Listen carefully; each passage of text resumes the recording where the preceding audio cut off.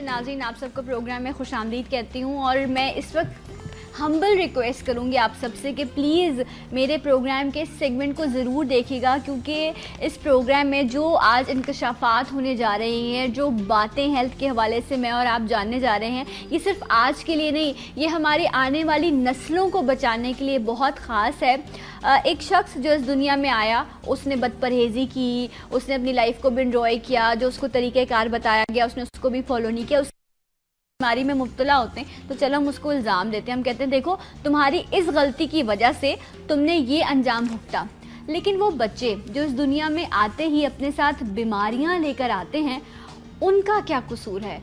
उन बच्चों ने तो ज़िंदगी में जब इस दुनिया में आने के बाद अपनी आँख खोली होती है तो उनके अंदर वो मर्ज़ मौजूद होता है। उन नन्हे मासूम फूलों का क्या कसूर? यहाँ कसूरवार वो लोग हैं जो शादी से पहले कुछ टेस्ट कहे जाते हैं जो करा लिए जाएं। इसमें मैं ये नहीं कह रही कि आप जो है, क्योंकि हमारे यहाँ हर चीज़ जो है वो बड़ी अना परस्ती पर आ जाती है, मैं अना की बात नहीं करी, मैं आने वाली नस्ल को बचाने की बात कर रही हूँ। आप किसी मज़हब से ताल्लुक़ रखते हैं, आप किसी फ़िरके से हैं, किसी रंग से आपका ताल्लुक़ है, लेकिन कोई ऐसा शख्स है जो ये चाहेगा कि ठीक है अगर मेरा आने वाला बच्चा किसी बीमारी का मरीज़ हो तो मुझे कोई फ़र्क नहीं पड़ता। मेरे ख़्याल से कोई अगर जानवर में भी जो होती है ना माँ, जब आप कैसे हैं? अल्लाह का करम। आपको सलाम पाकिस्तान में खुशामदीद कहते हैं। और ये जो मेरे राइट साइड पर आपको जो है ये खूबसूरत फूल नज़र आ रहे हैं, आज ये मेरे सेट की रौनक हैं।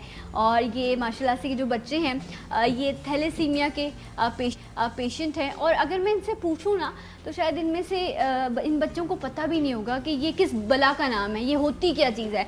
लेकिन बस अल्लाह की मैं कहूँ कि आजमाइश है वालिदैन के लिए। तो लेकिन पहले इम्तिहान होता है, फिर आजमाइश आती है। आपने अपने लिए गलत फ़ैसला किया तो इसकी वजह से ये तमाम चीज़ें हैं। हाजी साहब ये बताइए, एक टेस्ट उसकी कीमत कितनी है? ये जो टेस्ट किया जाता है और उसकी कीमत ना अदा करने की वजह से आज सारी ज़िंदगी ये कीमत भुगत रहे हैं। बिस्मिल्लाहिर्रहमानिर्रहीम। अस्सलातु वस्सलामु अलैका या सय्यदी या रसूलल्लाह। मैं सलाम पाकिस्तान को भी और वक्त टेलीविज़न को भी सलाम पेश करता हूँ कि इस मुमकिना तौर पर और ज़्यादा फ़रोग़ पाने वाली बीमारी से आगाही के लिए आपने ये प्रोग्राम रखा। कल पूरी दुनिया में वर्ल्ड थैलेसीमिया डे मनाया गया। अल मुस्तफ़ा की तरफ से भी पूरा दिन कल प्रोग्राम चला और मैं स्वीट होम्स वालों का भी शुक्रिया अदा करता हूँ कि इन बच्चों को रौनक देने के लिए अपने 300 बच्चों को वो लोग ले आए थे। अच्छा, अगर मैं माजरत से एक जुमला आपकी इस बात में ऐड करना चाहूँ, माँ से बढ़कर हमारे लिए इस दुनिया में कोई हस्ती नहीं। हर माँ को हम सलाम पेश करते हैं। कल हमने शायद बहुत सारे चैनल्स पर लोगों ने मदर्स डे सेलिब्रेट किया, बहुत अच्छी बात है, आप ज़रूर करें। हर दिन माँ का दिन है, माँ के कदमों में बैठ जाएं, अगर ज़िंदा है तो उससे बड़ी सादत कोई नहीं। लेकिन किसी एक ने ये भी कोशिश की कि थैलेसीमिया पे भी बात कर लेते हैं, ताकि जो माँ आने वाले बच्चे को लेकर आ रही है वो कोई गलत फैसला ना कर सके। हाजी साहब, हमारा भी किरदार है इसमें, हमें भी अपनी जिम्मेदारी निभानी चाहिए, इस पर बात करनी चाहिए। इसमें कोई शक नहीं। असल में हम लोगों ने अपनी जिम्मेदारियों को महसूस कम किया है जी। तकरीबन हर शख्स को अपने हुकूक याद हैं। एहतजाज हो रहा है, यानी ये डॉक्टर भी एहतजाज कर रहे हैं और मरीज जो अस्पतालों में पड़े हुए हैं उनको अटेंड करने वाला कोई नहीं। सही। हमारे यहाँ क्या आदत है कि मैं पूछता हूँ भाई आपने कभी शुगर चेक कराई? तो कहते हैं कि मैंने तो शुगर चेक नहीं कराई। मैंने कहा तो मुफ्त में चेक हो जाएगी, जाए अल मुस्तफ़ा। बोले मैं शुगर चेक कराना नहीं चाहता। मैं क्यों? अगर पता चल गया तो मैं तो मीठा खाना ही बंद हो जाऊंगा। तो ये सोचें कि आपने तो 52-55 साल के आप हो गए, अब जो ज़िंदगी है वो बच्चों के लिए है। तो चेक करा लो, फिर एहतियात करने में कोई हर्ज नहीं है। लेकिन अल्हम्दुलिल्लाह मुझे भी शुगर में 29 साल हो गए, बस एहतियात कर लेते हैं। अभी मैं आते वक्त भी फास्टिंग टेस्ट करके आया था जी। तो अल्लाह के फजल से नॉर्मल थी माशाल्लाह। लेकिन उसके लिए कुछ चीज़ों से अवॉइड करना होता है। अल्लाह ने कुछ और नेमतें भी रखी हैं। अल्लाह ने खाने पीने की ऐसी चीज़ें बना दी हैं कि जिसको सब्जी के तौर पर इस्तेमाल करें तो शुगर कंट्रोल में रहेगी। लेकिन हम थैलेसीमिया में आ जाते हैं। पूरी दुनिया में जी। शादी से पहले जिस मर्द की शादी जिस खातून से होनी है, दोनों को कहा जाता है आप टेस्ट करा के आ जाएं। सऊदी अरब में, ईरान में, मिस्र में, इंडोनेशिया में, so on and so forth, तो बाकी सारे मगरिब में जी।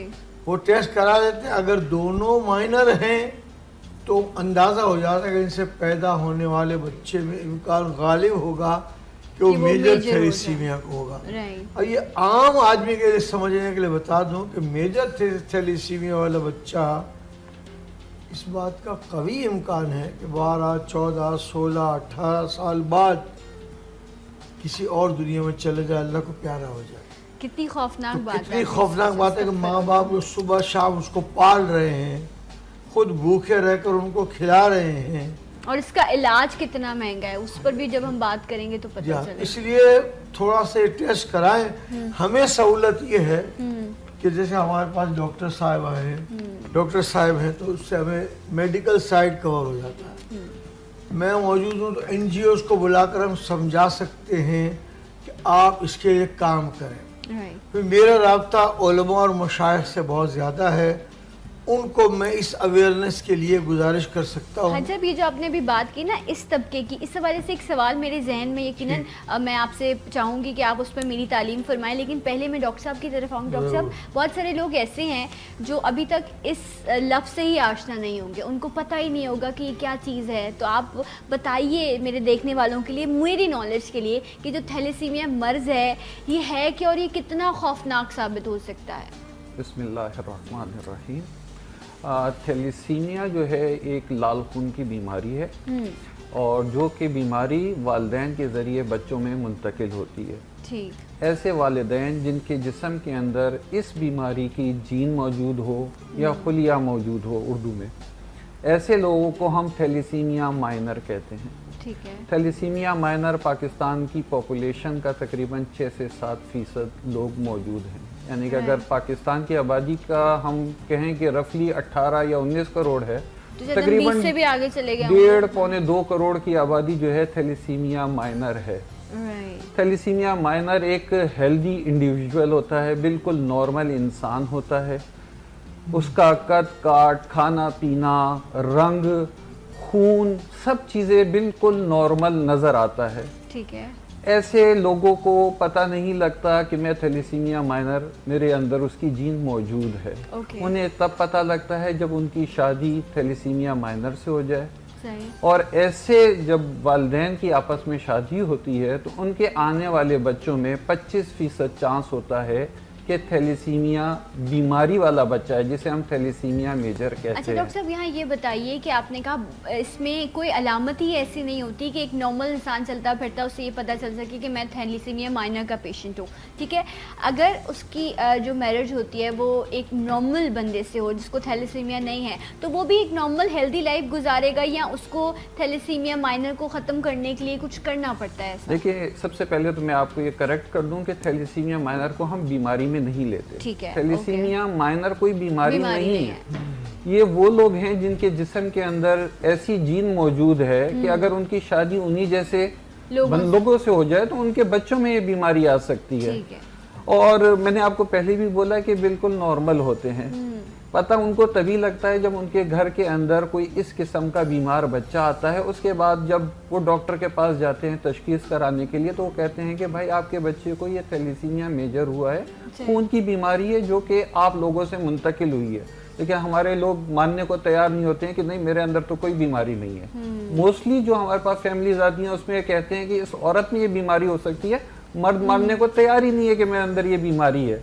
फिर जब हम उनको बताते हैं, पढ़ाते हैं, समझाते हैं, उनके टेस्ट कराया जाता है जिसके अंदर थैलेसीमिया माइनर के बारे में पता लगता है, जिसकी कॉस्ट पाकिस्तान में अगर हम देखें कोई अच्छी से अच्छी लेबॉर्ट्री भी है तो 1500 से ज़्यादा चार्ज नहीं करता। अच्छा। मतलब आगा खान 1500 चार्ज कर रहा है। इसके अलावा जो और लेबॉर्ट्रीज हैं वो इससे कोई भी 900, कोई 750, कोई 800 इस तरीके से कर रहे हैं।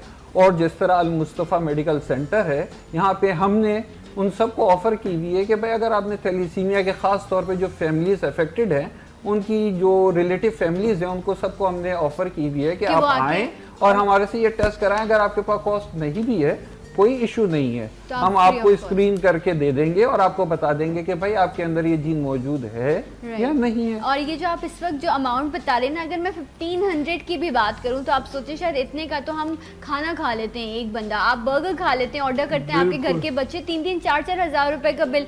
लॉन का जोड़ा आज आप 7-8 हज़ार रुपए का ख़रीद सकते हैं, लेकिन आप टेस्ट नहीं करा सकते। डॉक्टर खुर्रम दानियाल जो माशाल्लाह से प्रैक्टिस भी करते हैं, वो भी उस दिन आए थे, तो वो कह रहे थे कि अगर मैं 300 रुपए का भी टेस्ट लिख के देता हूँ तो पेशेंट कहता है अगले हफ्ते करा लूँगा, अगली बार करा लूँगा। वो 300 का टेस्ट नहीं कराएगा, लेकिन वो अपने मर्ज़ को भुगत लेगा। तो प्लीज़ टेस्ट ज़रूर कराएं, यही आज अवेयरनेस है जो हम आपको दे रहे हैं। अदरवाइज़ ये जो इन बच्चों का हाल है ना, ये क्या होता है आपके बच्चों का हाल। हाजी साहब, मैं सैफ साहब से जानना चाहूँगी कि डॉक्टर साहब ये बताइए कि जब एक बच्चा एक घर में पैदा हुआ, माँ बाप को भी नहीं पता कि ना टेस्ट कराया, ना कुछ अच्छी खासी ज़िंदगी गुजर रही थी, और आपके घर में एक खुशखबरी आई, अल्लाह ने नेमत दी, बेटा दिया या आपको रहमत दी। अब ये बम कब फटता है कि आपको पता चले कि आपका बच्चा जो है वो इस बीमारी में है? अलामात क्या होती हैं? अच्छा, इसकी अलामात जो है ज़ाहिर जो होना शुरू होती हैं वो तो पहले दूसरे महीने से हो जाती हैं। बच्चे को डायरिया लग जाता है, पेट ख़राब रहता है उस बच्चे का, सीना ख़राब रहता है। मुख्तलिफ डॉक्टरों के पास मोस्टली हम लोग जो है कंसल्टेंट के पास जाते नहीं हैं डायरेक्ट, मोस्टली हम जीपीज़ के पास जाते हैं। जो मोहल्ले का डॉक्टर होता है वो उसको नज़ले ज़ुकाम की सीने की दवाइयाँ दे देता है, पेट ख़राब होता है तो पेट की दवा दे देता है, और इसी तरीके से उसके 3-4 महीने गुजर जाते हैं। जब बच्चा उसके बावजूद दवाइयाँ लेने से वक्ती तौर पे सही होता है और उसके बाद दोबारा उसकी तबीयत बिगड़ती है, तो वालिदैन को तशवीश होती है कि मेरा बच्चा आखिर ये बीमारी इसके ऊपर से ख़त्म क्यों नहीं हो रही। तो वो फिर किसी कंसल्टेंट के पास जाता है। कंसल्टेंट सबसे पहला जो काम करता है वो इसका खून का टेस्ट लिखता है कि भाई मुझे इसका खून का एक टेस्ट करा के आप दिखाएं। ठीक है। वो खून का टेस्ट CBC कहलाता है।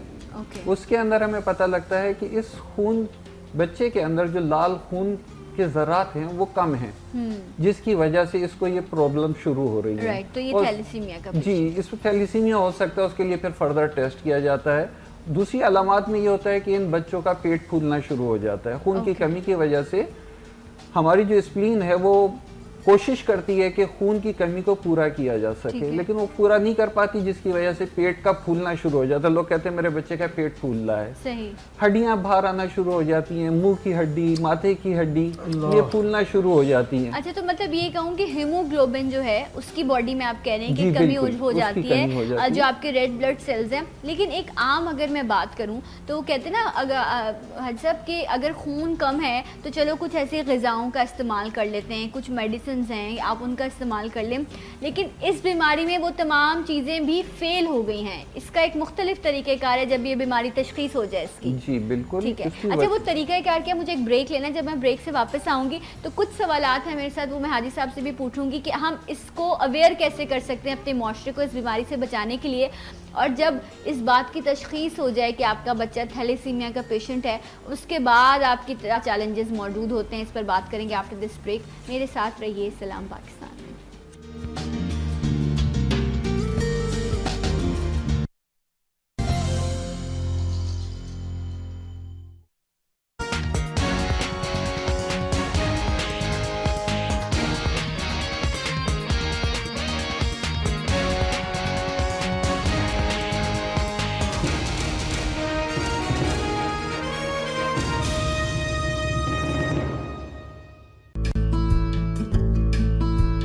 You don't become the most read English newspaper in Pakistan overnight, or set the agenda for politics, culture, and change in Pakistan overnight, or win prizes for reporting in Pakistan overnight.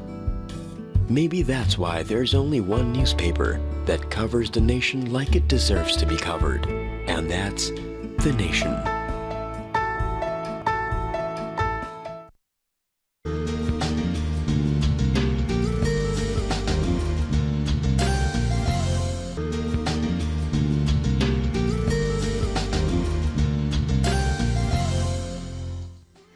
एक बार फिर से नाज़रीन आप सबको programme में खुशामदीद कहते हैं। आज हम एक ख़ास प्रोग्राम थैलेसीमिया की अवेयरनेस के हवाले से आपके लिए पेश कर रहे हैं। ज़रूर सुनिए, समझिए और दूसरों तक भी इस मैसेज को पहुंचाइए कि हम इस बीमारी से कैसे लड़ सकते हैं। सिर्फ एक टेस्ट हमारे आने वाली नस्ल को बचा सकते हैं। प्लीज़ खुदारा, अल मुस्तफ़ा जैसे और बहुत सारे इदारे हैं जो फ्री में टेस्ट करते हैं, जाइए अपनी और अपने आने वाली ज़िंदगी को जो है वो महफूज कीजिए। डॉक्टर सैफुर रहमान साहब और हाजी हनीफ तैयब साहब मौजूद हैं। ये बच्चे भी हैं, मुझे इनसे भी बात करनी है, लेकिन मैं चाहूँगी कि मुख्तसरन जितना हो सकता है आप ज़रूर हमें ये ज़रूर बता दीजिए कि जब तशख़ीस हो जाती है उसके बाद क्या अमल शुरू किया जाता है जिसके ज़रिए आप थैलेसीमिया पेशेंट के बच्चे को ट्रीट करते हैं, वो ट्रीटमेंट क्या है? पूरी दुनिया में जो इसकी क्योर है वो तो BMT कहलाता है, बोन मैरो ट्रांसप्लांट। ओके। ये उन बच्चों का बोन मैरो ट्रांसप्लांट हो सकता है जिनके और भी बहन भाई इस दुनिया में मौजूद हों। ठीक है। उनकी और जो अफेक्टेड उनका भाई या बहन होता है उनकी हम HLA मैचिंग करते हैं। उनकी कुछ खुसूसियातें वो देखी जाती हैं। अगर वो मैचिंग हो जाती है तो उसके बाद वो बच्चा जो है वो BMT के लिए हम प्रिपेयर करते हैं। ओके। लेकिन हमारे मुल्क में एक तो ये है कि मैचिंग जो है ये इसकी थोड़ी बोन मैरो मतलब ये जो पीछे जो रीढ़ की हड्डी उसमें नहीं, बोन मैरो का मतलब मैरो निकालना बोन के हिस्से बोन के हिस्से से। अच्छा, उसमें बैक का वो अलग नहीं, बैक का नहीं है उसके अंदर। निकालते हैं हम, बैकबोन से नहीं निकालते, हम कूल्हे की हड्डी से निकालते हैं। Okay okay. उधर से निकाल के उसको टेस्ट करते हैं। टेस्ट में अगर उनकी वो मैचिंग हो जाती है तो आगे उसको BMT के लिए प्रिपेयर किया जाता और है। अगर बहन भाई नहीं है उस बच्चे को तो फिर पेरेंट्स में से या कजन्स में से किसी से नहीं मिल सकता? हो सकता है, क्योंकि वो टेस्ट महंगा है तो हम लोगों को बताते नहीं हैं। अच्छा। क्योंकि हमारे पास मोस्टली जो आते हैं वो पुअर पेशेंट्स होते हैं और फिर उनका दिल टूट जाता है कि मेरे पास पैसे नहीं, क्योंकि वो एक टेस्ट कराने पे खर्चा जो है 20,000 का है, 20,000 रुपए एक का, ईच का। ओके। और फिर वो जो बोन मैरो ट्रांसप्लांटेशन होता है या जो सर्जरी होती है वो फिर कितना वो expensive? तकरीबन 25 लाख का फिर आगे फर्दर प्रोसेस है। अच्छा हाजी साहब, यहाँ आपकी ज़रूरत है ये बताएं कि एक टेस्ट 20,000 का है, इसलिए हम उस ज़िंदगी को नहीं बचा सकते क्योंकि माँ बाप अफोर्ड ही नहीं कर सकते। अभी जितना खर्चा होता है ना, जब ये आप लोग जानेंगे तो आप लोगों को अंदाज़ा होगा कि इनके माँ बाप कितना सफ़र करते हैं। हाजी साहब, ये क्या प्रैक्टिस है कि अगर ये नहीं करा सकता तो मैं इसको बताऊँगा ही नहीं, बस जो होता है इसके साथ हो जाए? ये क्या ये मुनासिब चीज़ है? खानदान के बड़े लोगों को तो ज़ाहिर बताया जाता है और बताना चाहिए। ये ज़रूर है कि चाहे वो 20,000 वाला टेस्ट हो या फिर आगे प्रोसीजर जो लाखों में हो, वो एक कॉमन आदमी को, मिडिल क्लास का आदमी भी अफोर्ड तो नहीं कर सकता। बहुत सी चीज़ें जिसका फिर इलाज यहाँ नहीं होता और बाहर भेजना पड़ता है। ऐसी तमाम सूरत हाल में मेन रोल जो है वो उसूलन गवर्नमेंट को अदा करना होता है।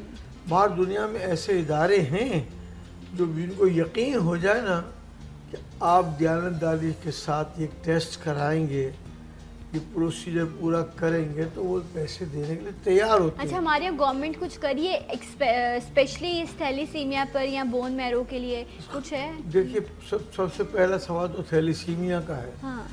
सिर्फ एक ऑर्डिनेंस पास कर दिया गया है कि जिनकी शादी होने वाली है दोनों का पहले टेस्ट हो जाए, उस पर कोई अमल दरामद नहीं है। और जब टेस्ट नहीं होता और शादी हो जाती है, एक तो बहुत सारे लोग ऐसे हैं जो कहते हैं कि ये बिला वजह का एक नया पंगा खड़ा कर दिया, टेस्ट करो, ये करो, वो करो। ऐसा हरगिज़ नहीं है। ये टेस्ट कराने का फ़ायदा आपकी अपनी ज़ात को और आपकी फैमिली को होगा, आपके बच्चे सेहतमंद होंगे।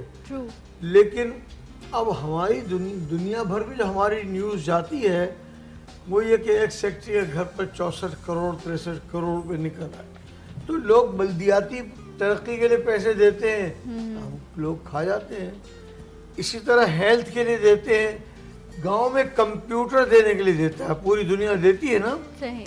वहाँ जाकर गांव के अंदर ले जाकर कंप्यूटर दिखाकर एक सिग्नेचर हो जाता है और कंप्यूटर वापस आ जाता है। तो अब इस किस्म की नीयत हमारी खराब है, वरना दुनिया में लोग देने वाले तो मौजूद हैं। सही। पोलियो की वैक्सीन्स का हम बुरा हाल करते हैं। इसकी वजह से दुनिया में अब जो 2-3 मुल्क रह गए उनमें सबसे बड़ा वायरस का रिजर्वोयर पाकिस्तान है। सही। तो इसलिए पोलियो पिलाने वाले, कतरे पिलाने वाले हों या उनके मुहाफिज पुलिस वाले हों, उनको भी हमने शहीद कर दिया। है, कितनी बदकिस्मती की बात। हाँ सब ये पूरा माइंड सेट है, ये नहीं करना, ये नहीं करना। अब सिर्फ हम शायद जिस बात में आना जानते हैं, हम लॉजिक्स नहीं समझते। प्लीज़ चीज़ों को लॉजिकली समझें, ये आप ही के फ़ायदे के लिए होती है, वरना हमें क्या ज़रूरत पड़ी है कि हम शोर मचाते रहें। हाजी साहब जिस तरह बात करते हैं, भाई साहब ये जो निकाह रजिस्ट्रार होता है, जब आपको निकाहनामा वहाँ पे सबमिट किया जाता है, क्या वहाँ पर ये एक लॉ नहीं हो सकता कि उसके साथ वो डॉक्यूमेंट अटैच्ड होना इम्पॉर्टेंट है कि आया जिनका आपने निकाह कराया वो ये टेस्ट करा चुके। अगर मैं चाहूँ ये गवर्नमेंट को सजेस्ट कर दिया गया है, ठीक है, कि कोई काजी जो है विदाउट दैट एनओसी एक टेस्ट और उसके बाद हो जाए कि ये दोनों माइनर नहीं हैं, इनकी कन्फर्मेशन से पहले वो निकाह न पड़ा है। लेकिन कानून पर तो सिर्फ उस पर अमल दरामद होता है जहाँ निफाज में सख्ती हो। ठीक है। एक पाकिस्तानी ड्राइवर है, यहाँ पाकिस्तान की सड़कों पर जो कुछ करता है मालूम है, उसी आदमी को आप सऊदी अरब भेज दें ड्राइवर को, उसी आदमी को दुबई भेज दें, बेहतरीन कानून का पासबान हो जाता है। सही। तो हमें काजियों को पाबंद करना चाहिए और इसको चेक करना चाहिए कि इस पर अमल दरामद हो रहा है, लेकिन पहले हमें सीरियस होना चाहिए। एट प्रेजेंट हमारी हुकूमतें सीरियस नहीं है इस मामले में, राइट। सर साहब, अब मैं इन बच्चों से भी जानना चाहूँगी, आपने कहा कि एक तो बोन मैरो ट्रांसप्लांटेशन एक प्रोसीजर है, उस प्रोसीजर तक अगर आप नहीं पहुंचते, उससे पहले क्या ट्रीटमेंट है जो थैलेसीमिया बच्चों को दिया जाता है, जो अभी हम देख भी रहे थे? अच्छा, उसको जो है इसके अलावा जो ट्रीटमेंट है वो कंजर्वेटिव ट्रीटमेंट कहलाती है। कंजर्वेटिव ट्रीटमेंट वो कहलाती है जो कि पूरी ज़िंदगी हमारे को करनी पड़ती है, राइट। उनमें इन बच्चों का क्योंकि खून नहीं बन रहा होता है, तो इन बच्चों को खून लगाने की ज़रूरत होती है। ठीक है। शुरू में बच्चा जब डायग्नोस होता है, वो तकरीबन 6-7 महीने की उम्र में ये बच्चा डायग्नोस होता है, तो उसको जो ट्रांसफ्यूजन होता है, रेड सेल ट्रांसफ्यूज किए जाते हैं।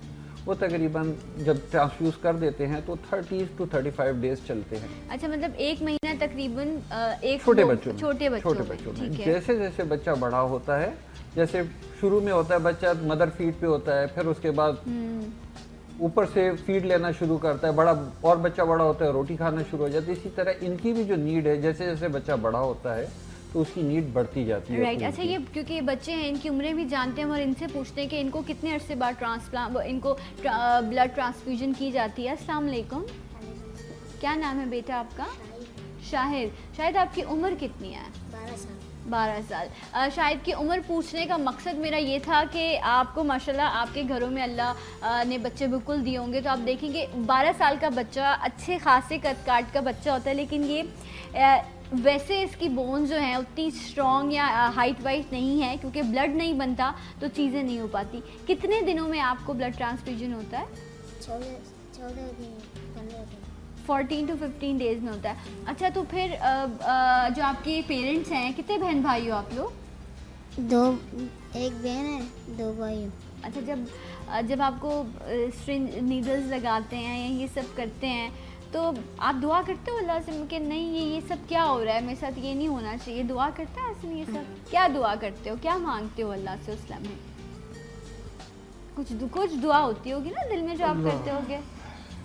देखिए, ये वो मुझे सिर्फ दुख इस वक्त इस चीज़ का है कि वो बच्चे हैं जिनको पता ही नहीं है कि वो किस तकलीफ़ में मुब्तला हैं और उसमें इनको करना क्या है। हमारे साथ ये कुछ बच्चियां भी हैं और माशाल्लाह से मैं उनको, बेटा आपसे, आप माइक लीजिए जी, अपना नाम बताइए। मोहम्मद हसन। मोहम्मद हसन। अच्छा हसन साहब, आपकी उम्र कितनी है? 15 साल। 15 साल आपकी एज है, राइट। आप ज़रा प्लीज़ खड़े हो जाओ बेटा। ये देखें आप, ये 15 साल का बच्चा है और आप देख सकते हैं कि इसका कलर भी जो है वो, वैसे तो हर शख्स रब का बनाया हुआ। बैठ जाओ बेटा।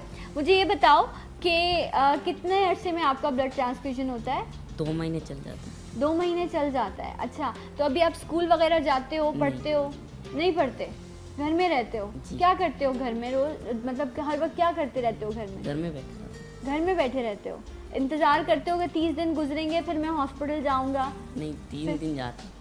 3 दिन जाता हूँ। हर तीसरे दिन आपको ब्लड लगता है? नहीं, ड्रिप लगाने। ड्रिप लगाने जाते हो। अच्छा, ये डॉक्टर साहब कौन सी ड्रिप है जो हर 3 दिन बाद इनको इन लग... बच्चों को असल में खून जब हम ट्रांसफ्यूज करते हैं हाँ। तो उसकी वजह से जिस्म में फौलाद ज्यादा हो जाता है। ठीक है।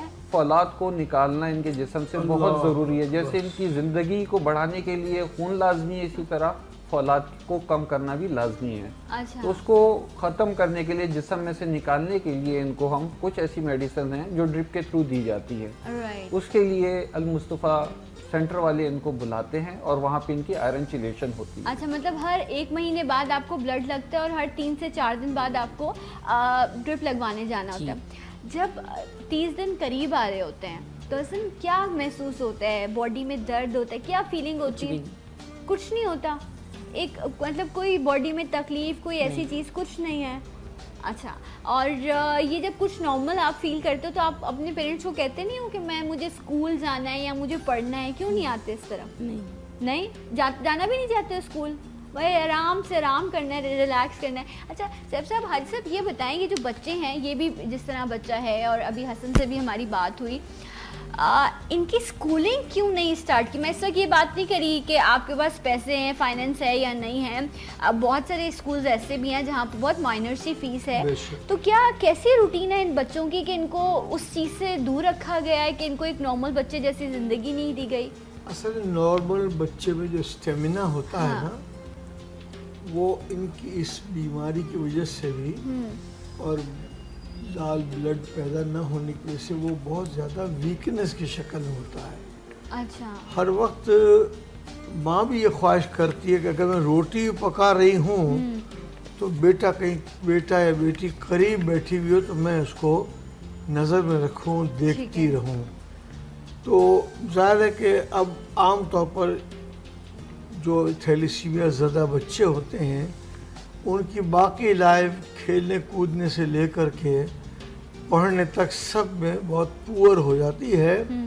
इसीलिए जब कोई 15 दिन बाद और कोई 30 दिन बाद आता है तो अल मुस्तफ़ा में इनके आने के बाद उम्र के हिसाब से किसी को टॉफ़ी खिलानी शुरू कर दी, किसी को बिस्कुट दे दिया, कोई गुब्बारे से खेल रहा है, कोई खिलौने से खेल रहा है।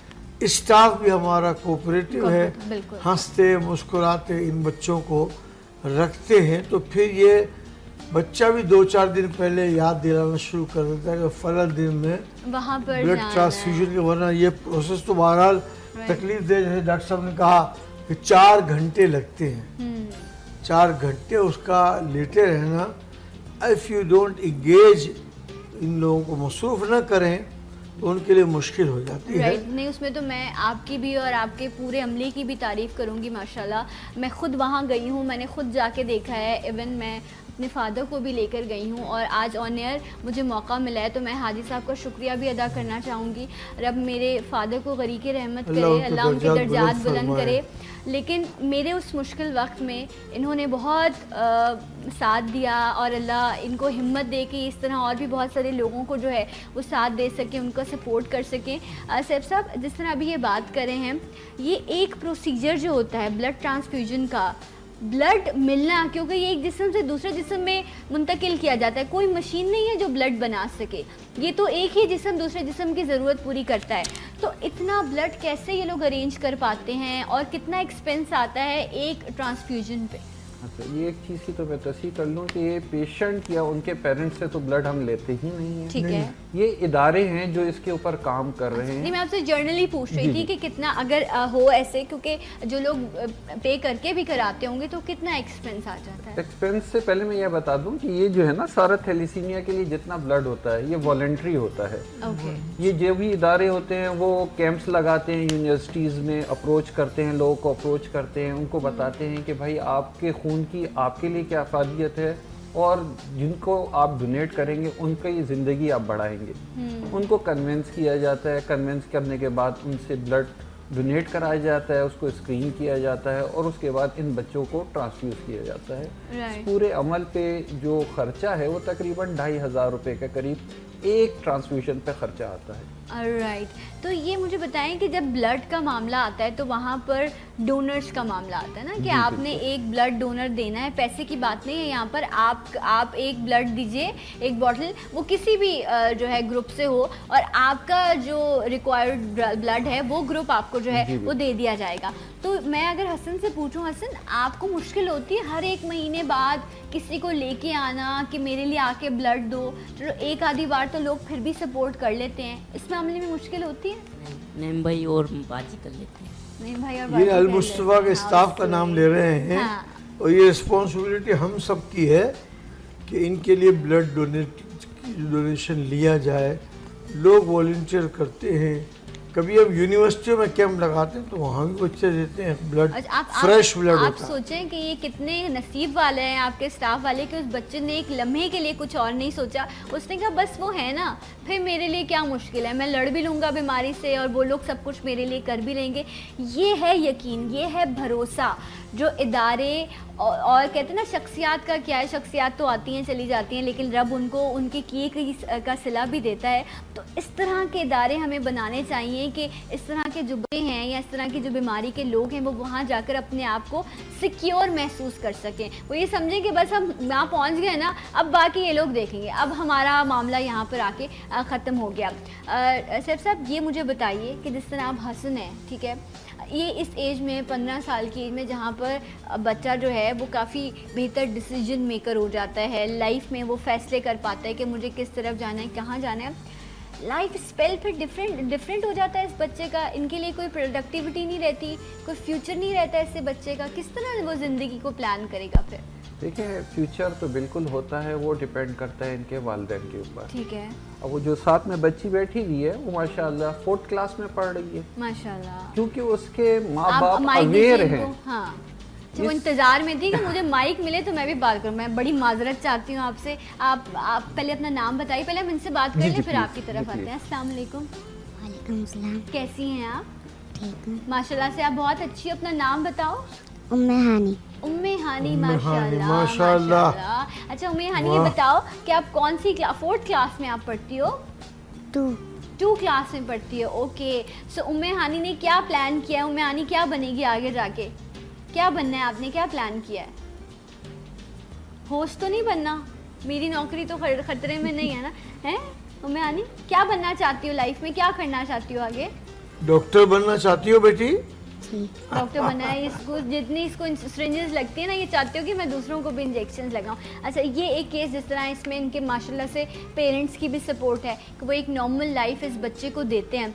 क्या जिम्मेदारी बनती है माँ बाप की कि वो ऐसे बच्चे को कैसे डील करें? देखिए, सबसे पहले तो उनको अपने बच्चे को इनकरेज करना चाहिए। ठीक है। असल में वो कहते हैं कि ये बीमारी आ गई है, अब इनसे हमने कोई काम तो कराना नहीं है। हाँ, ये जो अल्लाह। सोच है, ये सोच जब तक हम ख़त्म नहीं करेंगे, वो अपने बच्चों को पढ़ाएंगे लिखाएंगे नहीं। मदरसे ज़रूर भेजते हैं, दीनी तालीम ज़रूर देते हैं, अच्छा माशाल्लाह। लेकिन जो दुनियावी दुनिया की तालीम है, वो भी तालीम है ज़रूरी उसकी है। तरफ नहीं ले जाते। वो कहते हैं कि पता नहीं ये बच्चा उधर जाएगा, पढ़ पाएगा नहीं पढ़ पाएगा, उसके बाद जो है ये ऑलरेडी एक तकलीफ में है, स्टडी का बोझ इसके ऊपर आ जाएगा, बर्दाश्त कर सकेगा नहीं कर सकेगा, इस वजह से वो लोग पढ़ाने से कासिर हैं इनको।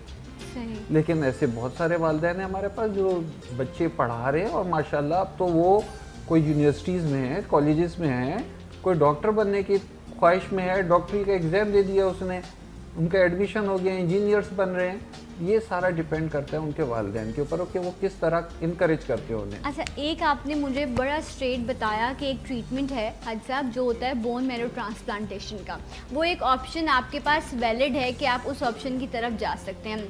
अगर जिस तरह हम कहते हैं किडनी फेलियर हो जाता है तो लोग डायलिसिस पर चले जाते हैं, अगर उनका ट्रांसप्लांट नहीं हो सकता तो थ्रू आउट द लाइफ जब तक अल्लाह ने उनके लिए कोई फ़ैसला नहीं किया होता तो वो लोग डायलिसिस पर ही रहते हैं। तो क्या ऐसे बच्चों मैं खुशगुमानी करूं और आपसे पूछूं कि क्या कोई इस तरह की चीज़ होती है कि ये इस ट्रीटमेंट के बीच में कोई ऐसी चीज़ इनके लिए की जाए कि ये उस प्रोसीजर से बच सकें, या थ्रू आउट द लाइफ इनको फिर उसी प्रोसीजर से गुजरना पड़ता है? देखिए, एक प्रोसीजर तो नहीं, मैं कहूँगा उसे मेडिसिन है जो हम इस थैलीसीमिया के मरीज़ों में इस्तेमाल कर रहे हैं। ठीक है। जिसकी वजह से उनको खून की जो ज़रूरत है या तो कम हो चुकी है, मतलब अगर किसी को ट्रांसफ्यूजन 15 दिन पे हो रहा था तो वो महीने पे हो रहा है, 40 डेज पे हो रहा है, जैसे हसन ने बताया कि उसको तकरीबन 60 डेज पे हो रहा है, ठीक है। ये वो मेडिसिन इस्तेमाल करता है। उसी मेडिसिन का एक और कमाल ये है कि जिनके ऊपर वो सूट कर जाती है, तो ऐसे मरीज भी मेरे पास मौजूद हैं जिनको पिछले 3-3, 4-4 साल से ब्लड लगाने की ज़रूरत नहीं पड़ी। अच्छा, माशाल्लाह। तो वो ये इस्तेमाल करवाते हैं आप लोग तमाम पेशेंट्स? तमाम को नहीं कराते, इनका हम जीन न्यूट्रिशन का टेस्ट होता है, ओके, जो हमें पता लगता है कि इसके अंदर थैलीसीमिया की कौन सी जीन मौजूद है। ठीक है, कि आया ये मेडिसिन के लिए करामत साबित होगी या नहीं, फिर वो फैसला करके आप लोग पिछले 10 साल से ये दवा हम दे रहे हैं, तो हमें ये पता है कि ये फला जो थैलीसीमिया की जीन्स हैं उसके ऊपर ये दवा कारगर है। सही, ऐसे मरीजों को फिर हम उस मेडिसिन के ऊपर। ठीक है। अच्छा हसन, ये बताओ कि आपने कभी ये टेस्ट कराया है जिसमें बोन मैरो का ट्रांसप्लांट होता है? कभी आपके पेरेंट्स ने इस तरह की कोई चीज़ की? माशाल्लाह से 15 साल के बच्चे, आप समझदार हो, माइक लो, इस तरह की बात हुई है? मुझे नहीं पता। आपको नहीं पता इस मामले में? सब हुआ ये 15 साल का बच्चा है, अगर इसका बोन मैरो ट्रांसप्लांटेशन किया जाए तो ये क्या अच्छी एक नॉर्मल हेल्थी लाइफ नहीं गुजार सकता? बल्कि ये तमाम बच्चे जो यहाँ मौजूद हैं, ये देखें कितने प्यारे हैं, आप हर बच्चे की तरह इनको देख के कौन कह सकता है हाजी साहब कि ये किसी बीमारी में मुब्तला हैं? हमारे घरों के बच्चे भी ऐसे ही हैं, कोई फर्क नहीं है। जिन लोगों के पास, इस्लाम ने तो बहुत समझाया, जिन लोगों के पास इतने पैसे हैं जो गिन ही नहीं सकते कि मैं कितने अरब और खरब का मालिक हूँ, उन लोगों को ये तौफीक हो जाए कि इस तरह के केसेस को स्पॉन्सर करा दिया करें, तो उनके हालात भी शायद अल्लाह बेहतर कर देगा इंशाअल्लाह, और वो भी नेकी के रास्ते पे आ जाएंगे और एक गरीब के घर में भी खुशियों के चिराग जल जाएंगे। तो वो तवज्जो करें। फिर सारी बात पैसे की नहीं है, जैसे डॉक्टर साहब ने बताया, एक बात है अपना ब्लड डोनेट करने की।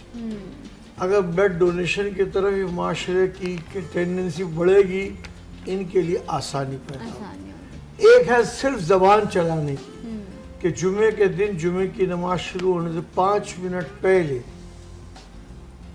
2-3 मिनट थैलीसीमिया के बारे में बातें बताई जाएं, बिल्कुल बिल्कुल, तो जाहिर है कि इससे बहुत कुछ अवेयरनेस पैदा हो जाएगी। सिर्फ 2-3 मिनट जुमे से पहले बता दिया जाए कि माँ, जिसके लिए इस्लाम के नुक्ता नज़र से हमारी 365 दिन मदर डे है, बिल्कुल, तो माँ के लिए अगर हमने कोई गुस्ताखी कर ली है तो हम आज रात को ही उनके कदमों के पास बैठ जाएं, उनके पांव दबाएं।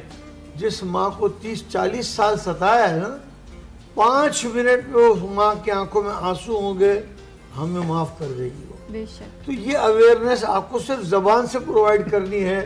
मस्जिद है, फोरम है, नमाजी है, लाउड स्पीकर है, एवरीथिंग इज देयर। सिर्फ मेंटली अपने आप को इंसानियत की खिदमत के लिए प्रिपेयर करना है। ट्रू। और आपकी कही हुई बात से अगर एक इंसान भी बेहतरी की तरफ लौट आता है, तो सोच रहे हैं आप कितनी बड़ी नेकी जो है वो आपने ना जानते हुए जो है वो आप वो नेकी कर जाते हैं। थैलेसीमिया के हवाले से जो हम आज बात करें, मैं आपकी कॉल्स भी लेना चाहूँगी, आप प्लेटफॉर्म अवेलेबल है, आप भी ज़रूर आइए, कॉल्स कीजिए। और सैफ साहब, यहाँ मैं एक चीज़ ये सोच रही थी कि अब अगर अल्लाह करे लोगों को नसीब हो और इस तरह के मौक़े मिले कि वो अपने बच्चों को बोन मैरो ट्रांसप्लांटेशन की तरफ ले जा सकें, तो क्या इसमें भी कुछ चांसेस होते हैं कि हर बच्चे का बोन मैरो नहीं किया जा सकता? क्या इस तरह का, और एवरेज क्या है अगर बोन मैरो ट्रांसप्लांटेशन हो जाती है तो फिर उसके बाद फिर कोई प्रॉब्लम तो नहीं होती?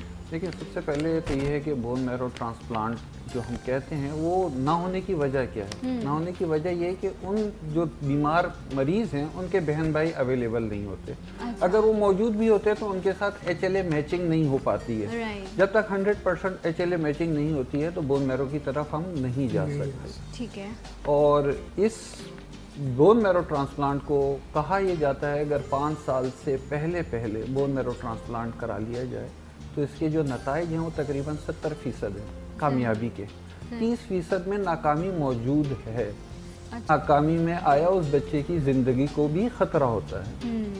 बोन मैरो ट्रांसप्लांट जब हम करते हैं तो 40 डेज़ तक बच्चा जो है वो हॉस्पिटल में एडमिट रहता है, उसकी वहाँ पे दवाइयाँ चलती रहती हैं। ओके। 40 डेज़ के बाद उसको डिस्चार्ज किया जाता है और उसके बाद उसकी फिर भी केयर की जाती है नेक्स्ट 2 ईयर्स तक। जब वो ये सारा टाइम पीरियड उसका निकल जाता है तो फिर उसके जो बाद है उसको एक नॉर्मल दोबारा हेल्दी लाइफ बिल्कुल एक हेल्दी लाइफ वो गुजार सकता ठीक। है। अच्छा, ये बच्चे जो हैं जिस तरह अभी माशाल्लाह से इनका बचपन है, टीनेज भी में तक भी ये नहीं पहुंचे हैं, और अभी जो हसन है माशाल्लाह वो तो टीनेज में 15 इयर्स के हैं वो। अब जब ये आगे बढ़ेंगे तो इनको इंशाल्लाह, और अब इनको ज़िंदगी दे, सेहत दे, अब इनको प्रैक्टिकल लाइफ का सामना करना पड़ेगा। प्रैक्टिकल लाइफ में चैलेंजेस भी आते हैं। अब खाना है तो उसके लिए कमाना भी पड़ेगा, ठीक है, सब चीज़ें करनी पड़ेंगी। फिर अल्लाह का निज़ाम है कि आप शादी करते हैं, आपकी फैमिली बनती है। तो अगर मैं अगले 8-10 साल 15 साल बाद की बात करूं तो क्या फ्यूचर होता है ऐसे बच्चों का, वो प्रैक्टिकल लाइफ की तरह किस तरह, क्योंकि अभी तो माँ बाप ने अपने साए में रखा हुआ है, आगे कैसे प्रैक्टिकल लाइफ की तरफ बढ़ते हैं फिर ये बच्चे? इनमें जो बच्चे समझदार होते हैं, ऐसे बच्चे मेरे पास मौजूद हैं, ऐसे पेशेंट्स मौजूद हैं जो कि रिस्क कमा रहे हैं। अच्छा, माशाल्लाह। जी बिल्कुल। किसी के वालिद की अपनी किरियाने की दुकान है तो वो उसके साथ किरियाने का काम करता है, किसी और चीज़ का कोई है तो वो उसने अपने बच्चे को अपने साथ रखा हुआ, वो काम कर रहा है।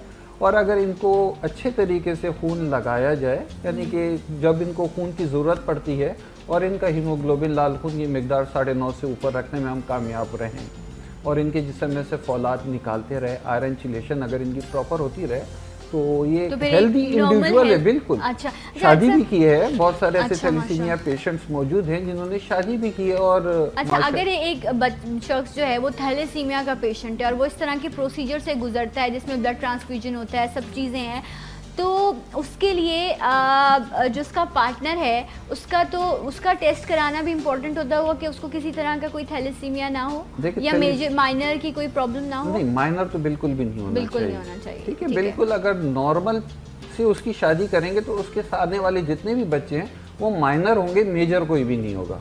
लेकिन अगर हमने उसकी शादी माइनर से करा दी तो फिर वहीं पे वो है कि उसके 75% जो बच्चे आएंगे वो मेजर के आएंगे। सही।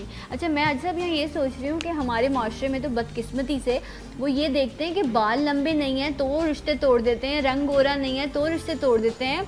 जब यहाँ पर लड़कियों को इस तरह का प्रॉब्लम होता होगा तो कौन सी ऐसी माएँ हैं जिनके दिलों में इतनी मोहब्बत है या वो इतनी हिम्मत वाली हैं कि वो अपने बेटों का रिश्ता ऐसी बेटियों के लिए लेके जाती होंगी?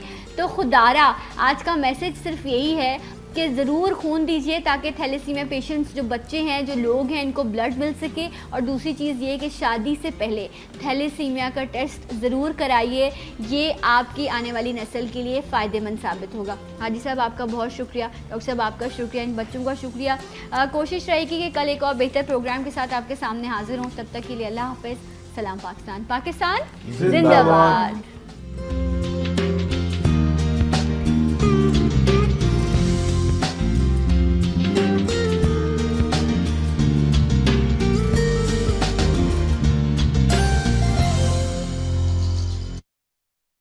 This program was brought to you by a product of Popular Group. and जिंदगी नाम है लम्हों को जीने का, और जब रूह अफ़ज़ा हो साथ तो और क्या चाहिए।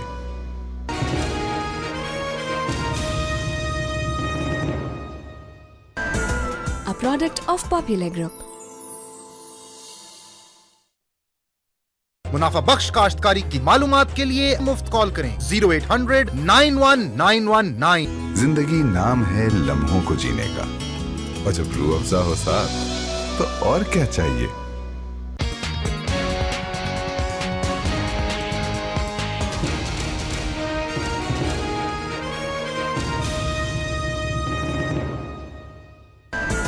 A product of Popular Group. मुनाफा बख्श काश्तकारी की मालूमात के लिए मुफ्त कॉल करें 0800 91919। जिंदगी नाम है लम्हों को जीने का, और जब रूह अफ़ज़ा हो साथ तो और क्या चाहिए।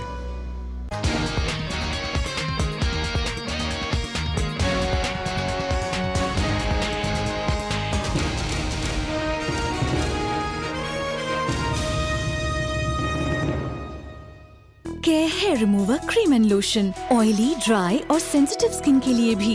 Skin को दे soft, smooth, satin touch और fragrance that I love so much. हम लड़कियों को यही तो चाहिए. Care Hair Remover Cream and Lotion. Care से बेहतर क्या? This headline news is brought to you by सरसब्स, अब कोई मुकाबला नहीं। and जिंदगी नाम है लम्हों को जीने का, और जब रूह अफ़ज़ा हो साथ तो और क्या चाहिए। and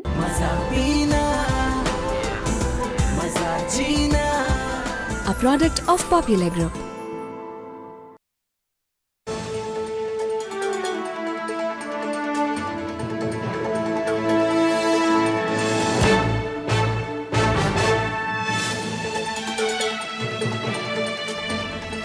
अस्सलामुअलैकुम, वक्त न्यूज के साथ मैं हूं इरफाना सईद और लुकमान अली का भी सलाम। बुलेटिन का आगाज करेंगे हेडलाइंस से।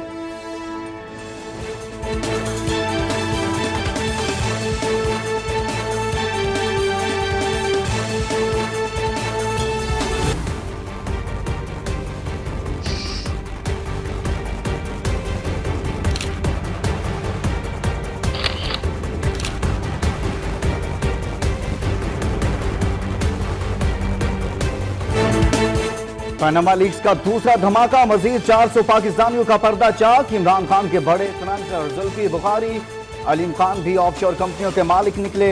बेनजीर के कजन तारिक इस्लाम, आसिफ जरदारी और मुत्तहिदा कायद के करीबी साथी इरफान इकबाल का नाम भी शामिल। साबिक वजीर सेहत नसीर खान के बेटे की भी ऑफशोर कंपनियां। ऑस्कर अवार्ड याफ्ता शर्मीन उबैद चेन्नई की वालदा भी 3 ऑफशोर कंपनियों की मालिक निकली। मारूफ ताजिर सेठ आबिद के खानदान का नाम भी पनामा लीक्स में शामिल। कराची चैम्बर के साबिक सदर शौकत अहमद ने भी पैसा बाहर भेजा। साबिक एडमिरल मुजफ्फर हुसैन के बेटे भी ऑफशोर कंपनियों के मालिक।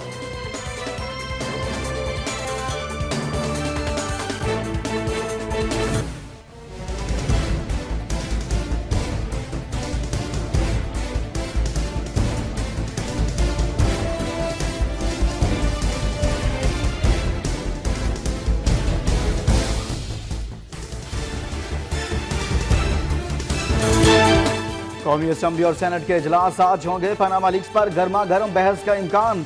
उधर खुर्शीद शाह की ज़ेर सदारत अपोजिशन के पार्लिमानी लीडर्स की बैठक भी लगेगी। आइंदा लाहे अमल पर मुशावरत की जाएगी।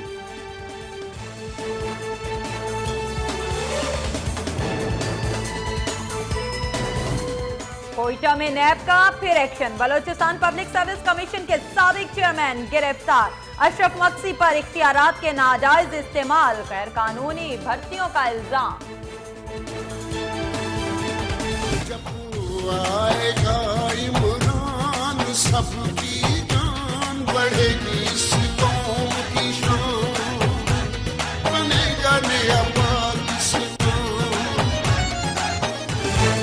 पीटीआई का सुनामी आज पेशावर से टकराएगा। जलसे के इंतजामात मुकम्मल। सिक्योरिटी के लिए 600 से ज्यादा पुलिस एहलकार तैनात। कप्तान सियासी मुखालिफिन पर तनकीद के चौके छक्के लगाएंगे। उधर पेशावर के बाबा नूरुद्दीन ने इमरान खान के लिए स्पेशल चप्पल तैयार कर ली। सुप्रीम कोर्ट का पंजाब असेंबली के हल्का पीपी 240 में दोबारा इलेक्शन कराने का हुक्म। इलेक्शन ट्रिब्यूनल ने असासे छुपाने पर शमूना कैसरानी को नाअहल करार दे दिया। अदालत ने फैसला बरकरार रखा। सिक्योरिटी फोर्सेस ने इस्लामाबाद में दहशतगर्दी का बड़ा मंसूबा नाकाम बना दिया। जराये के मुताबिक कोयटा और पेशावर से 8 दहशतगर्द गिरफ्तार। मुल्जिमान अहम तंसीबात को निशाना बनाना चाहते थे।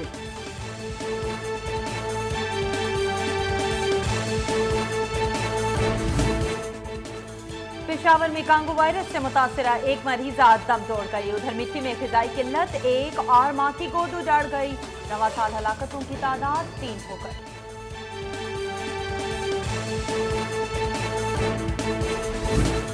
बन्नू में जायदाद के तनाजे पर 2 ग्रुपों में तसादुम। 3 भाइयों समेत 4 अफराद जाँ बहक, 1 जख्मी।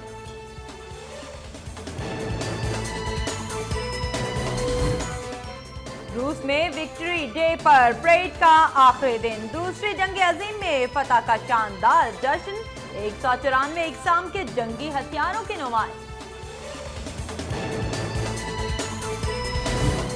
और कभी लड़ाई कभी सुलह। गुलकारा हुमैरा अरशद ने खुला के लिए फिर अदालत से रुजू कर लिया। अहमद भट्ट के साथ किसी सूरत नहीं रहना चाहती। दरखास्त में मौक़िफ़।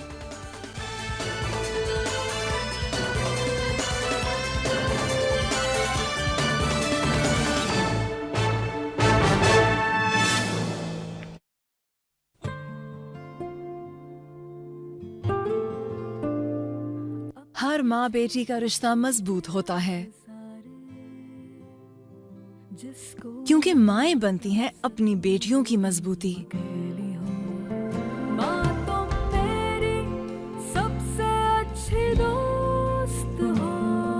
वो अपनी बेटी को तालीम दिलाती हैं ताकि वो दुनिया के सामने सर उठाकर मजबूती से जी सके।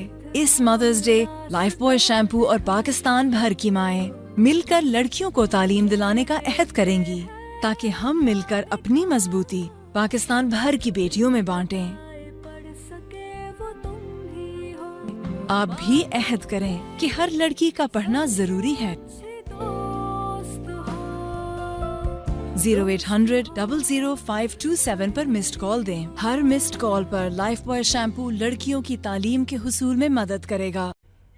और हेडलाइंस के बाद आपको खबर देंगे, रेंजर्स तौसी के हवाले से सिंध में रेंजर्स के इख्तियारात में मजीद 77 रोज की तौसी कर दी गई है। नोटिफिकेशन भी जारी कर दिया गया है। रेंजर्स के इख्तियारात में 4 मई से तौसी की गई है। जराये के मुताबिक सिंध हुकूमत ने 3 मई को वजारत दाखिला को समरी भिजवाई थी। आपको अपडेट कर रहे हैं रेंजर्स इख्तियारात में तौसी के हवाले से। सिंध में रेंजर्स के इख्तियारात में मजीद 77 रोज की तौसी की गई है, जिसका नोटिफिकेशन भी जारी कर दिया गया है। रेंजर्स के इख्तियारात में 4 मई से तौसी की गई है। तफसीलात सद्दार हमीद से जानेंगे। सद्दार हमीद, अपडेट कीजिए।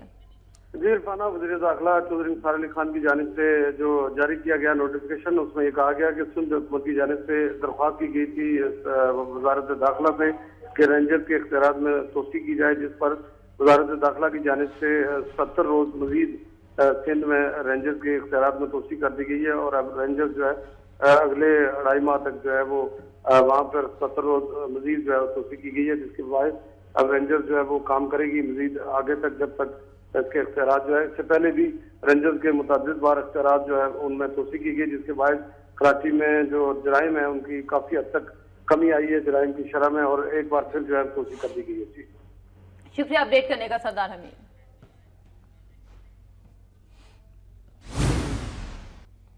और बलोचिस्तान से आपको ब्रेकिंग न्यूज दें कि बलोचिस्तान में करप्शन के खिलाफ घेरा मजीद तंग। मुश्ताक रईसानी की गिरफ्तारी के बाद सूबे में एहतसाब का अमल तेज। बलोचिस्तान पब्लिक सर्विस कमीशन के साबिक चेयरमैन भी गिरफ्तार। अशरफ मगसी पर इख्तियारात के नाजायज इस्तेमाल का इल्जाम है। अशरफ मगसी पर मुख्तलिफ तैनातियों में बेकायदगियों का भी इल्जाम है। अहम खबर से आपको आगाह कर रहे हैं कि बलोचिस्तान में करप्शन के खिलाफ घेरा मजीद तंग। मुश्ताक रईसानी की गिरफ्तारी के बाद सूबे में एहतसाब का अमल तेज हो गया है और बलोचिस्तान पब्लिक सर्विस कमीशन के साबिक चेयरमैन भी गिरफ्तार कर लिए गए हैं। अशरफ मगसी पर इख्तियारात के नाजायज इस्तेमाल का इल्जाम है। अशरफ मगसी पर मुख्तलिफ तैनातियों में बेकायदियों का भी इल्जाम है। यही वजह बनी कि उनको आज नैब ने गिरफ्तार कर लिया है। बलोचिस्तान से आपको खबर दे रहे हैं कि जहां पर करप्शन के खिलाफ घेरा मजीद तंग कर दिया गया है। मुश्ताक रईसानी की गिरफ्तारी के बाद सूबे में एहतसाब का अमल तेज हो गया है। बलोचिस्तान पब्लिक सर्विस कमीशन के साबिक चेयरमैन भी गिरफ्तार कर लिए गए हैं। अशरफ मगसी पर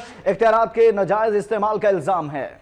दूसरी बड़ी कार्रवाई नैब की कोयटा में नैब ने एक मरतबा फिर से बड़ा एक्शन किया। बलोचिस्तान पब्लिक सर्विस कमीशन के साबिक चेयरमैन को हिरासत में ले लिया गया। अशरफ मगसी पर इख्तियारात के नाजायज इस्तेमाल और गैर कानूनी तौर पर भर्तियां करने का इल्जाम है। वतन यार से तफसीलात जानेंगे। जी वतन यार।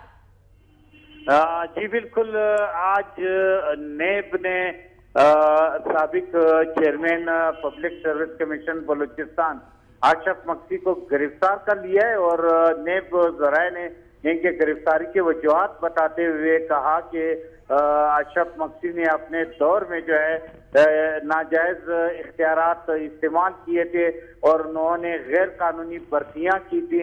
और वाज़ेह रहे कि अशरफ मगसी को जब ये chairman public service commission Balochistan थे तो इन पर उस वक्त भी इल्जामात थे जिसके तहत गवर्नर बलूचिस्तान ने इसको चेयरमैनशिप के ओहदे से जो है हटा दिया था, लेकिन आज नैब ने जो है इन्हें गिरफ्तार कर लिया है। शुक्रिया वतन यार अपडेट करने का।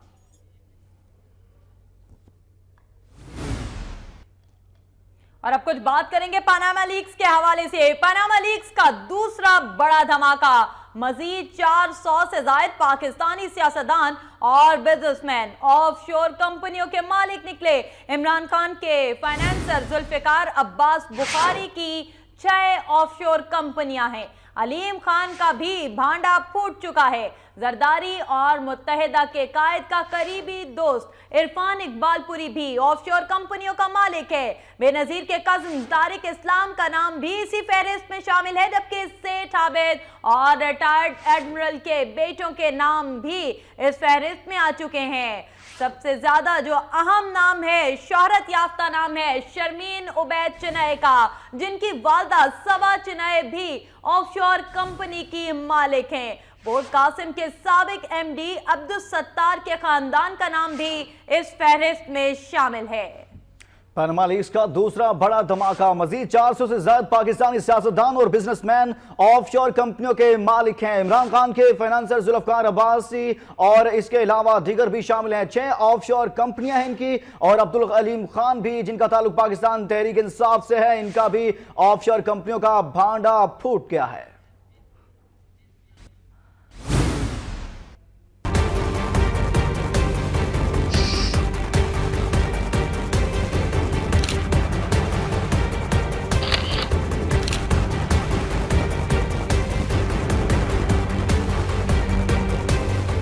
पनामा लीक्स के थैले से बिल्ली बाहर। पनामा लीक्स ने दूसरा बड़ा धमाका कर दिया। बड़े बड़े सियासतदान, उनके मुआविनीन, बिजनेसमैन, मारूफ शख्सियात के अहले खाना ऑफशोर कंपनियों के मालिक निकले। इन हजरात ने स्विस बैंकों में अकाउंट खोलने के लिए कंपनियां रजिस्टर्ड कराईं। चेयरमैन तहरीक इंसाफ इमरान खान के अहम फाइनेंसर जुल्फिकार अब्बास बुखारी बहनों के साथ 6 ऑफशोर कंपनियों के मालिक निकले। बड़े बड़े दावे करने वाले तहरीक इंसाफ के रहनुमा अब्दुल अलीम खान का भी भांडा फूट गया। फहरिस्त में उनका नाम भी ऑफशोर कंपनियों के मालिक के तौर पर सामने आया है। 3 कंपनियों की मलकियत इरफान इकबालपुरी के ताल्लुक से सामने आई है। इरफान इकबालपुरी वो बदनाम ताजिर है जिसके आसिफ जरदारी और कायद MQM दोनों के साथ एक जैसे ताल्लुकात हैं। इरफान इकबालपुरी पाकिस्तान स्टेट ऑयल पर जबरदस्त असर रसूख का दावेदार भी है। बेनजीर भुट्टो के कजन तारिक इस्लाम भी ऑफशोर कंपनी के मालिक हैं। शौकत अजीज की साबिक हुकूमत में वजीर सेहत नसीर खान के खानदान के अरकान की एक ऑफशोर कंपनी है। मशहूर सेठ आबिद की फैमिली की 30 ऑफशोर कंपनियां हैं। उनके बेटे साजिद महमूद की ऑफशोर कंपनी गुज़िश्ता बरस रजिस्टर्ड हुई। उनके दीगर शेयर होल्डर्स में खानदान के 3 अफराद शामिल हैं। NRO से फायदा उठाने वाले पोर्ट कासिम के साबिक MD अब्दुल सत्तार डेरो और उनके खानदान की मिल्कियत में 3 ऑफशोर कंपनियां सामने आई। कराची चैम्बर ऑफ कॉमर्स के साबिक सदर शौकत अहमद और उनके खानदान के अफराद भी ऑफशोर कंपनियों के मालिक निकले। ऑस्कर अवार्ड याफ्ता शर्मीन उबैद चिनाई की वालदा सबा उबैद का नाम भी 4 कंपनियों में सामने आया है। सचल स्टूडियोज के इज्जत मजीद, फैशन डिजाइनर जारा वेलिनाई के खानदान के अफराद, बिजनेस रिकॉर्ड के वामतिक जुबैरी और उनकी अहलिया, पीपल्स पार्टी के साबिक सेनेटर रुखसाना जुबैरी का नाम भी इन अफराद में शामिल है, जिनका ताल्लुक ऑफशोर कंपनियों के हवाले से सामने आया।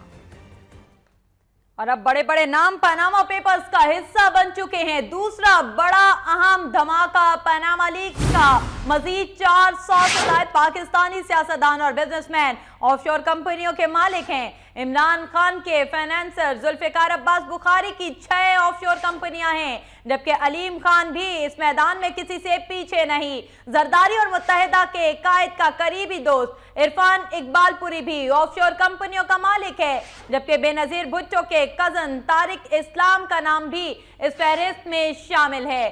सेठ आबिद और रिटायर एडमिरल के बेटों के नाम भी इसमें शामिल हैं, जबकि शर्मीन उबैद चिनाई की वालदा सबा चिनाई भी ऑफशोर कंपनी की मालिक हैं। साथ ही साथ पोर्ट कासिम के साबिक MD अब्दुल सत्तार के खानदान का नाम भी शामिल है इन पेपर्स में। दूसरा बड़ा अहम इंकशाफात का ये सिलसिला जो पनामा लीक्स में शुरू हुआ, आज पनामा लीक्स ने एक और बड़ा धमाका किया है। पनामा पेपर्स में नाम जिन लोगों के आए, उनके नाम अपोजिशन जमातों से भी जुड़े हुए हैं। अपोजिशन जमातें जो खासा एहतजाज करती हुई दिखाई दे रही थी हुकूमती अरकान के नाम सामने आने पर।